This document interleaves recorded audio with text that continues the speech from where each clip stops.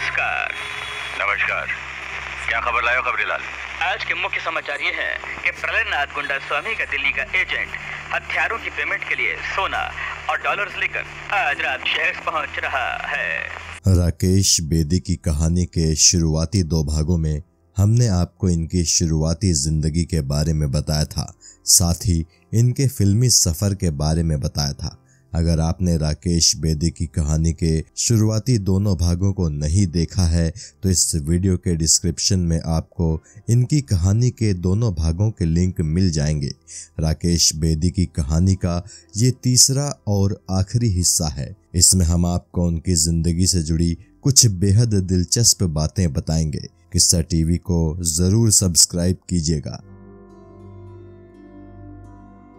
अपना फिल्मी करियर शुरू करने के 5-6 सालों में ही राकेश बेदी फिल्म इंडस्ट्री का एक जाना पहचाना चेहरा बन चुके थे। उन दिनों दूरदर्शन भी दर्शकों के दिलों में जगह बनाने की कोशिश कर रहा था और दूरदर्शन पर भी कुछ अच्छे शोज चल रहे थे, लेकिन फिर भी बड़े पर्दे के कलाकार दूरदर्शन पर काम करना पसंद नहीं करते थे। ऐसा ही कुछ राकेश बेदी के साथ भी हुआ था। राकेश बेदी को जब ये जिंदगी का ऑफर आया था तो वो कंफ्यूज थे कि इस शो में काम करें कि ना करें। राकेश इस शो में काम करने के बारे में 1 महीने तक सोचते ही रहे। कई लोग थे जो उनसे कहते थे कि तुम फिल्मों के कलाकार हो, अगर टीवी पर काम करोगे तो फिल्मों में तुम्हारी मांग खत्म हो जाएगी। वहीं कुछ लोग उन्हें टीवी पर भी काम करने की सलाह दे रहे थे।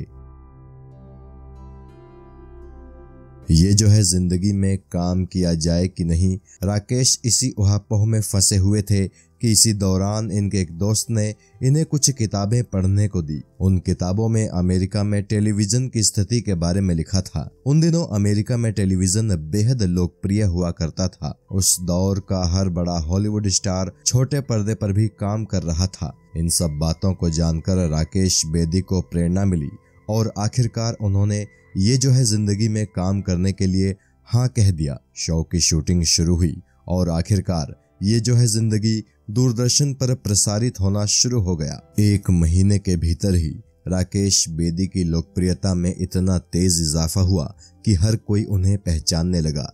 राकेश सड़क पर निकलते तो लोग इन्हें घेर लेते, इनसे ऑटोग्राफ मांगते, लोग इनके पीछे पीछे चलने लगते।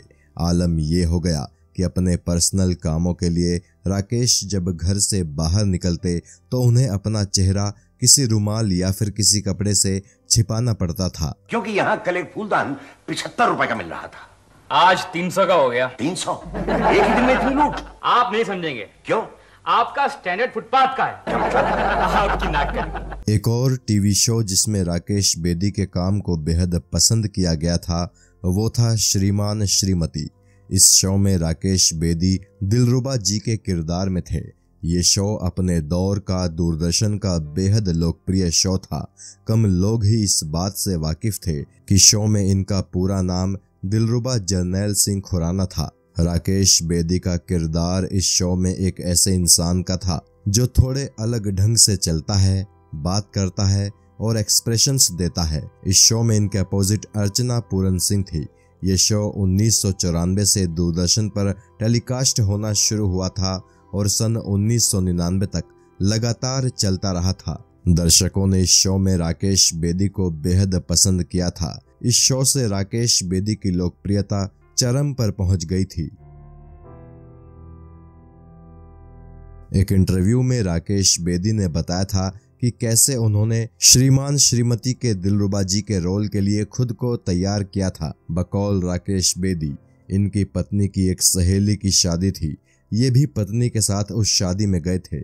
उन्हीं दिनों ये अपने दिलरुबा जी वाले किरदार के लिए तैयारी कर रहे थे, लेकिन इन्हें समझ नहीं आ रहा था कि इस किरदार को कैसे डेवलप किया जाए।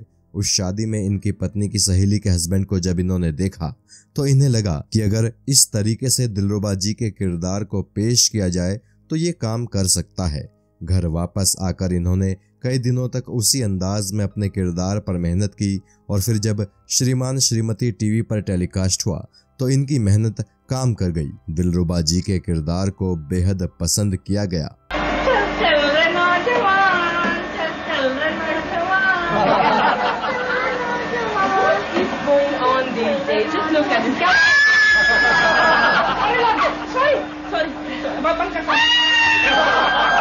राकेश बेदी शुरू से ही थिएटर करते आ रहे हैं और उम्र के इस पड़ाव में भी राकेश बेदी थिएटर करते रहते हैं। आज के दौर में तो राकेश बेदी फिल्मों में कम और थिएटर में ज्यादा सक्रिय हैं। कहना चाहिए कि राकेश बेदी मौजूदा दौर के ऐसे भारतीय अभिनेता हैं जो पिछले 35-40 साल से थिएटर कर रहे हैं। राकेश बेदी ने खुद भी कुछ नाटक लिखे हैं। राकेश बेदी का लिखा नाटक मेरा वो मतलब नहीं था बेहद मशहूर है। इस नाटक को देश विदेश में अब तक 800 से भी ज्यादा बार परफॉर्म किया जा चुका है। इस नाटक में अनुपम खेर, राकेश बेदी और नीना गुप्ता ने काम किया है। खुद राकेश बेदी ने ही इस नाटक का डायरेक्शन भी किया है। राकेश बेदी के लिखे दूसरे नाटक हैं बीवी ओ बीवी और शिमला कॉफी हाउस। इसके अलावा राकेश बेदी को पढ़ने का भी बेहद शौक है। राकेश बेदी अपने खाली समय में हमेशा कोई ना कोई किताब या फिर नॉवेल पढ़ते हैं। इस वक्त जब आप ये वीडियो देख रहे हैं तो अगर राकेश बेदी खाली होंगे तो यकीनन इस वक्त भी वो कोई ना कोई किताब पढ़ रहे होंगे। गुड मॉर्निंग दी। Good morning. क्या आई नहीं अब तक? आ गए। मतलब के टाइम पर आ गए थे? शायद कोई काम पड़ गया होगा। उनको सुबह सुबह कौन सा काम पड़ना है दी? क्या करें, चाय दे रहा हूँ मेरे घर यहाँ। नहीं। राकेश बेदी की निजी जिंदगी के बारे में बात करें तो इनकी पत्नी का नाम आराधना बेदी है।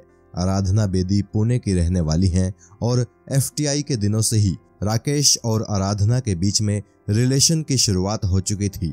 हालांकि आराधना बेदी खुद कोई अभिनेत्री नहीं है। राकेश और आराधना बेदी की 2 बेटियां हैं। इनकी बड़ी बेटी का नाम है रिधिमा बेदी जो सेलिब्रिटी मैनेजमेंट देखती हैं। वहीं इनकी छोटी बेटी रितिका बेदी इनकी ही तरह एक एक्ट्रेस हैं और कई शॉर्ट फिल्मों में काम कर चुकी हैं। शॉर्ट फिल्मों के अलावा रितिका बेदी नाटकों में भी काम करती हैं। वो अपने पिता राकेश बेदी के साथ भी कई नाटकों में नजर आ चुकी हैं। राकेश बेदी की उम्र अब 66 साल से भी ज्यादा हो चुकी है। इस उम्र में भी राकेश बेदी थिएटर और फिल्मों में एक्टिव हैं। साथ ही राकेश बेदी अब भी कई टीवी सीरियल्स में काम कर रहे हैं। राकेश बेदी कहते हैं कि जब तक हो सकेगा वो एक्टिंग करते रहेंगे, क्योंकि एक्टिंग उनके लिए कोई काम नहीं बल्कि उनका शौक है। एक ऐसा शौक जिसे वो दिल से पसंद करते हैं। किस्सा टीवी और उसके सभी दर्शकों की तरफ से ईश्वर से प्रार्थना है कि राकेश बेदी की सेहत हमेशा बढ़िया रहे और वो ऐसे ही अपने हुनर से सिने प्रेमियों का मनोरंजन करते रहें। जय हिंद। आ जाओ साहब अंदर ही होंगे। अरे वाह वाह, कहीं आज मेरा जन्मदिन तो नहीं? अबे तेरा नहीं मेरा होगा। अबे चुप।